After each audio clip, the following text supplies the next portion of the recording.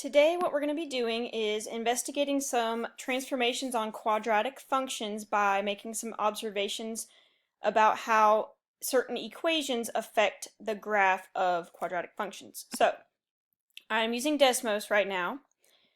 So what we're going to do is start with y equals x squared. This is called the parent graph of a quadratic function, meaning it does not have any transformations. This is kind of like the original quadratic equation. So some things that we can notice is their vertex is at 0, 0. Then I can notice how there's a point right here, and it looks to be the point 1, 1.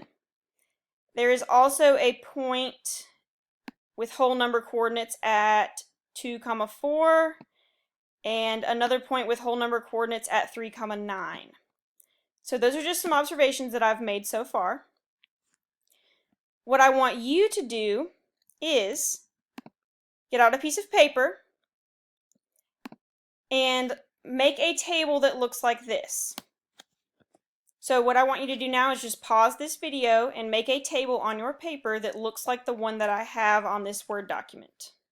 You can see this is going to be the next equation that we are going to explore, y equals x squared plus 3. So I'm going to go back over to my Desmos app, and we're going to type in the next section y equals x squared plus 3.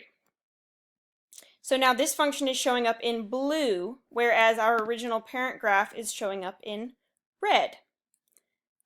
So I'm not going to give you any ideas. What I want you to do is pause this video, go back to your paper, and then write some observations down that you notice about this graph. So I'll go back. You're going to be writing here on your paper about what you notice with this blue graph. Now what we're going to do is change this plus to a subtraction symbol. So still, the function that we're going to be looking at is blue, but this time we have x squared minus 3 instead of x squared plus 3. So if you notice over here, we've got this blue graph. It also has some points for you to look at that you can observe, or you can highlight and then click, and I can show you what some of these points are. This is a whole number coordinate that would be at 2, 1. So what you're going to do now is go back to your paper. In the next row in this column, you're going to write y equals x squared minus 3, and make some observations in this part of the table on your paper right here. I'll go back to the graph. So you can pause this video, look at the blue graph as much as you would like, and make some observations, write them down about how this blue graph is related to this equation, x squared minus 3. So now that you've looked at this equation, we're going to examine another one now. And notice I'm leaving the parent graph on the grid so that you can see and make some comparisons. The next one we're going to look at is the quantity x plus 3 squared. So again, the graph that we're looking at is in blue over here. So you're going to go back to your paper. Right here we are going to write y equals quantity x plus 3 squared.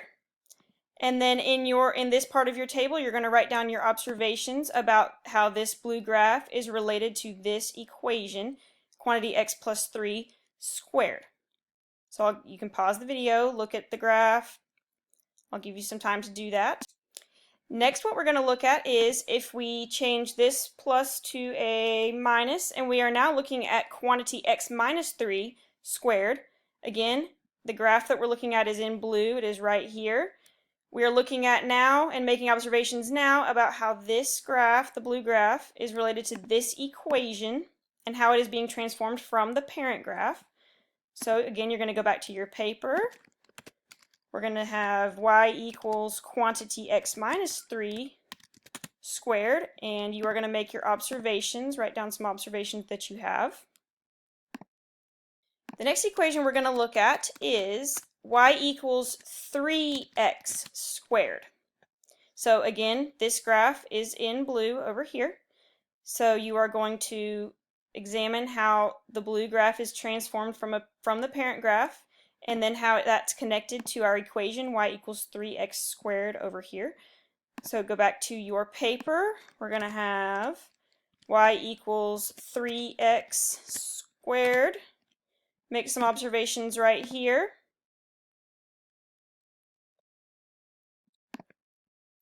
The next thing that we are going to examine is y equals 1/3 x squared. So again, the graph we're looking at now is in blue.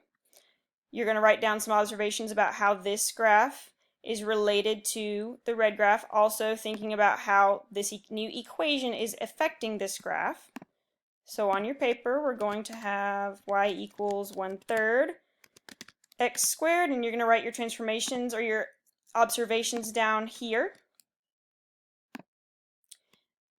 Then the next graph we're going to look at, final graph we're going to look at, is negative x squared. So y equals negative x squared. If we look over here, again, it is the blue graph that we are observing. This is still the original parent graph. We have y equals negative x squared. So you're going to go back to your paper. We have y equals negative x squared. And in this section, you are going to write down your transformations for that graph. What I would like you to do next is, either on the piece of paper that you have or on a new piece of paper, you are going to create this table right here. And you can pause this video so that you can copy down and create this table onto your paper. Then what you're going to do is use what we just did and go back and look at your observations, and you can go back in this video and look at the different graphs as much as you would like. And you are going to write down what you think these different parameters are doing to the parent graph. That's what this k would be, a parameter. So I could change this to +2, +5, x squared +7, whatever I would like, but what that value is doing to the parent graph in terms of transformations. And then you're going to continue going down here. These all correlate to the examples that we did before. If you have access, you can go to this website right here. So I'm going to show you what to do if you want to do that. You will get a screen that looks like this. You can press this little graph settings bar here. I like to take away the minor grid lines. And then where it says step under x-axis, I changed it to 1, and step under y-axis, change that to 1 as well. That way you can see all of the whole number coordinates that you would like. So that is your assignment now. You can type in your equations here, but you are making observations again if you would like. You can type in all different types of numbers for k, numbers for h, numbers for a, and then what this negative is doing down here. Make some more observations and then write down what you think the transformation is based on these different parameters.